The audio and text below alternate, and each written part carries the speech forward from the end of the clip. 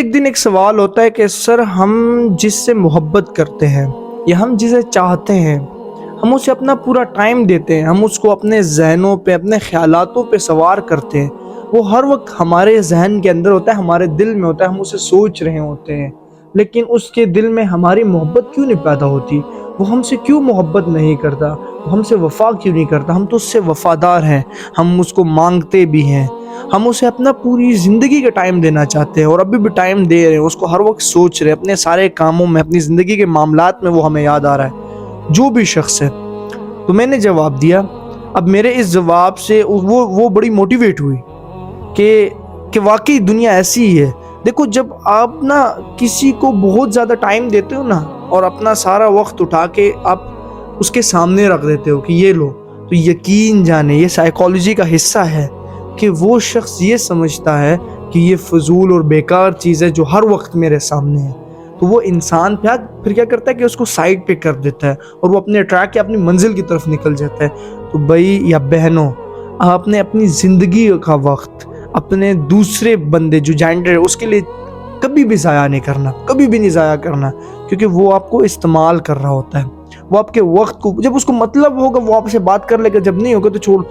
اس time period میں پھر آپ نے کیا کرنا ہے کہ ذہن سے کوشش کرے کہ 1 ویک کے اندر اس چیز کو اپنے ذہن سے نکال دے، اس شخص کو اپنے ذہن سے نکال دے۔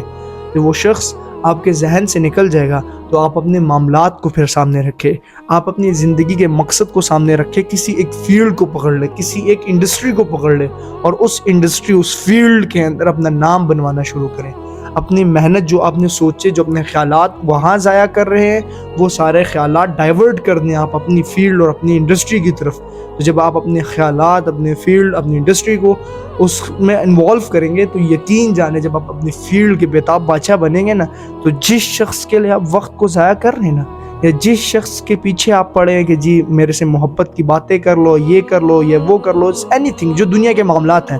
تو یقین جانے وہ شخص پھر آپ سے وقت مانگے گا، وہ شخص آپ کے پیچھے پڑ جائے گا۔ اور یہ معاملات سب کے لیے۔ اب یقین جانے کہ میرے پاس کچھ ایسے کویشچنز بھی آتے ہیں، کچھ ایسے میسیجز بھی آتے ہیں اکثر کہ مجھے وہ میرا دوست پسند ہے، مجھے دوست سے باتیں کرنی ہے، مطلب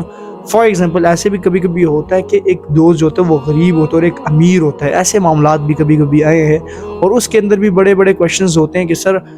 میں اس کو سوچتا ہوں بٹ وہ مجھے رسپانس نہیں کر رہا، میں اس کو یہ کرتا ہوں بٹ وہ مجھے رپلائی نہیں دے رہا، وہ مجھے محفلوں میں لوگوں کے سامنے بے عزت کر رہا ہے، ذلیل کر رہا ہے، وہ ایسے کام کر رہا ہے، وہ ایسے کر رہا ہے۔ تو لوگ آپ کو ذلیل کرتے ہیں، لوگ آپ کو بے عزت کر رہے ہیں، لوگ محفلوں میں آپ کی تنقید کر رہے ہیں، یہ ساری چیزیں اگر آپ کے منہ پہ ہو رہی تو یقین جانے کہ آپ کی ویلیو کم ہے۔ اب اپنی ویلیو کیسی بڑھانی ہے یہ آپ خود جانتے ہیں۔ کسی ایک فیلڈ کو پکڑیں، کسی ایک انڈسٹری کو پکڑیں، اس میں نام بنانا شروع کریں اور اسکرین کے اوپر سے ہٹ جائیں۔ جب آپ اسکرین کے اوپر سے ہٹیں گے نا، پھر وہ شخص خود آپ کے پیچھے آئے گا۔ وہ شخص آپ زیادہ میسر نہ ہو نا، جب لوگوں کو زیادہ میسر ہوگے، جب لوگوں کے اندر انوالو ہوگے، گھسے رہوگے،